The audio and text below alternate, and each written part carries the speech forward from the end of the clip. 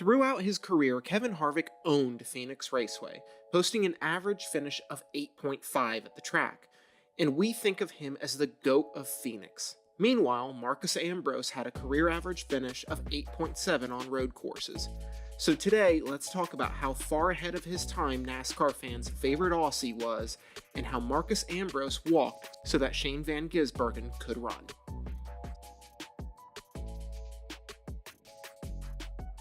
The mid-2000s was an interesting time in NASCAR.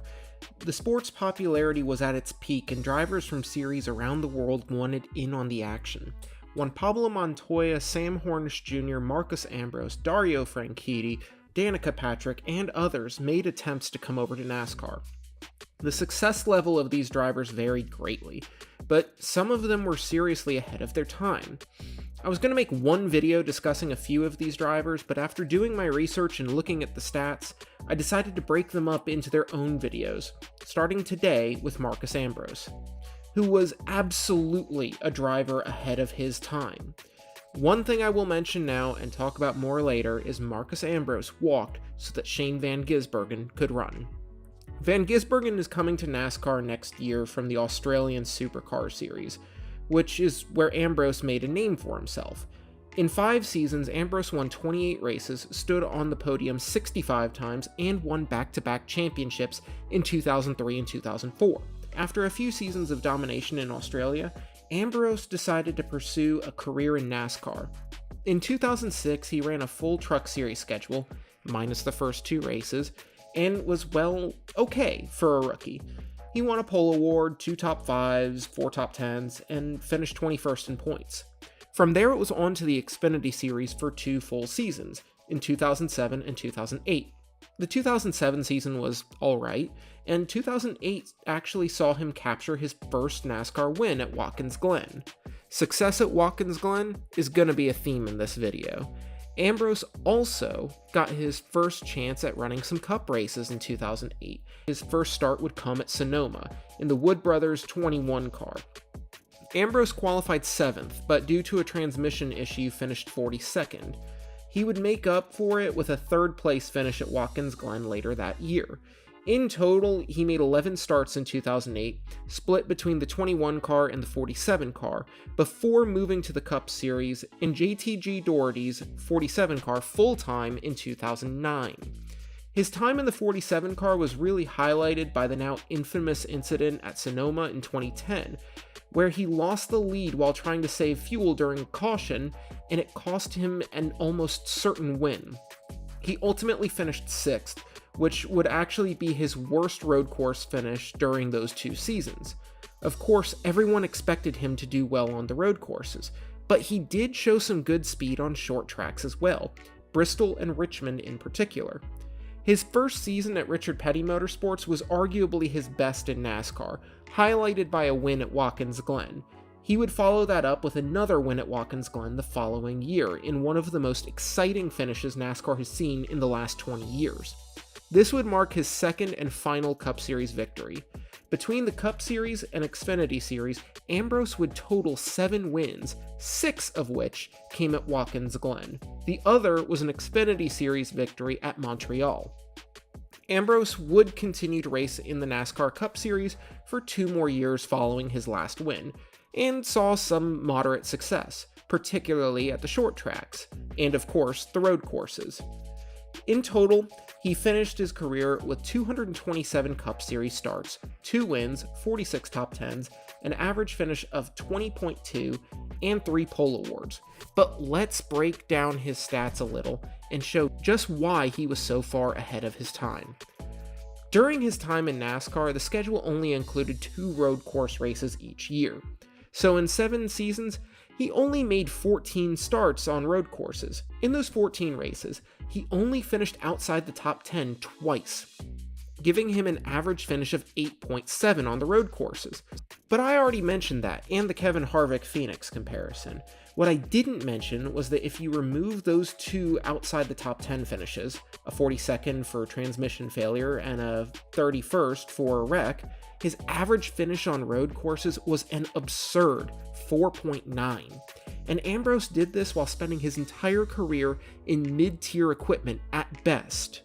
Imagine if he had been with a team like Hendrick, Gibbs, or Penske. I think we could easily be talking about him having won 6 to 8 road course races in those 7 years. Now imagine if the schedule looked more like it does today, with 5 to 6 road course races on the schedule each year. Now add on top of that the fact that the Gen 7 car that NASCAR races today drives a lot more like the Australian supercars that he was so dominant in than it does the Gen 5 or the Gen 6 cars that he raced while he was here. Suddenly, we're talking about Ambrose as a perennial playoff contender. But let's go just one more step further and look at the 2024 schedule for the NASCAR playoffs. The first round of the playoffs next year includes Watkins Glen, and in my mind, Ambrose could almost certainly be considered a lock to win that race with this current car. Even if he doesn't win and puts in a top 5 effort, Bristol is also in the first round of the playoffs. Ambrose was actually pretty good at Bristol and even referred to it as one of his favorite tracks. In 12 starts at Bristol, Ambrose put up 3 top 5s and 6 top 10s. I have a really hard time imagining Ambrose not making it out of the round of 16. Moving on to the round of 12, the Roval is suddenly in the round of 12. NASCAR didn't run the Roval during Ambrose's career, but you cannot convince me that he would not be successful on the Roval. I would be willing to bet that he wins at least a couple of races on the Roval if NASCAR was running it during his career. So there's a good chance that Ambrose makes it out of the round of 12 and into the round of 8. This is probably where that story comes to an end for him. It's really difficult to make it out of the round of 8 and into the championship 4, regardless of how good drivers are at particular tracks.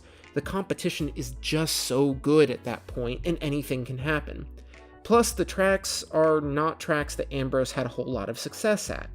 He had a couple of top 10s at Martinsville, a top 5 at Las Vegas, but was frankly terrible at Homestead, with an average finish of 29.7, and only one finish inside the top 25 in his career there.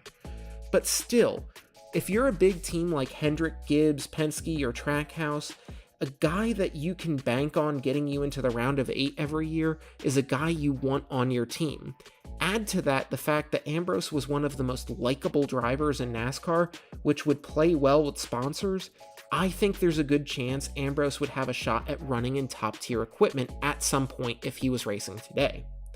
As I said at the top of the video, Marcos Ambrose walked so that Shane van Gisbergen could run. This year, Van Gisbergen sent shockwaves through the NASCAR world, and really the entire world of racing, when he jumped into a NASCAR and won the Chicago street course race in his NASCAR debut.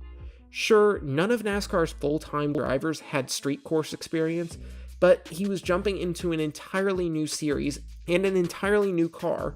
Then he followed it up with a 10th place finish at the Indy Road Course. But remember, the cars that NASCAR is running today are much more similar to the supercars that both Ambrose and Van Gisbergen made their names on than the cars that Ambrose was racing here.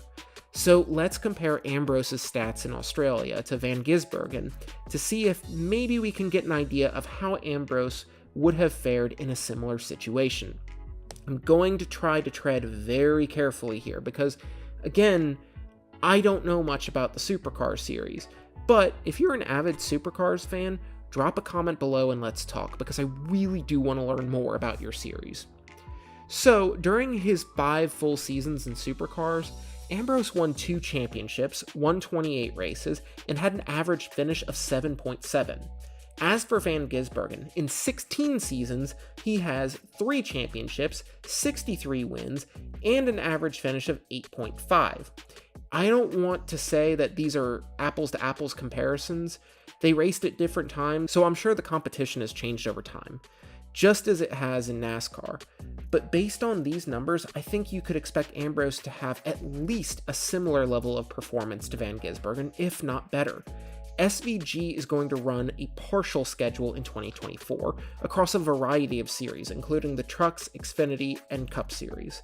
His plan is to run in the Cup Series full-time in 2025, and if he performs well, that's not an unreasonable idea. I wouldn't expect immediate success on ovals for SVG, but if we get 2 to 4 years into his career and he's competing for wins and playoff appearances, then I think we can believe that Marcos Ambrose was well ahead of his time. I genuinely believe that Marcos Ambrose was a solid decade ahead of his time in NASCAR. If he was racing today, I believe that he would be competing for a playoff spot every single year. But let me know how you think Ambrose would have fared in NASCAR today in the comments. Next up in this series, I want to take a look at Juan Pablo Montoya's NASCAR career and talk about how far ahead of his time he was too.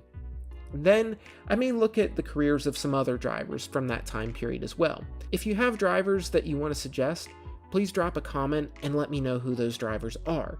Also, please like the video and subscribe to the channel. The support that all of you in the audience have given me is really meaningful, so from the bottom of my heart, thank you for watching and supporting the channel. I hope you have a great holiday season filled with family, friends, and love.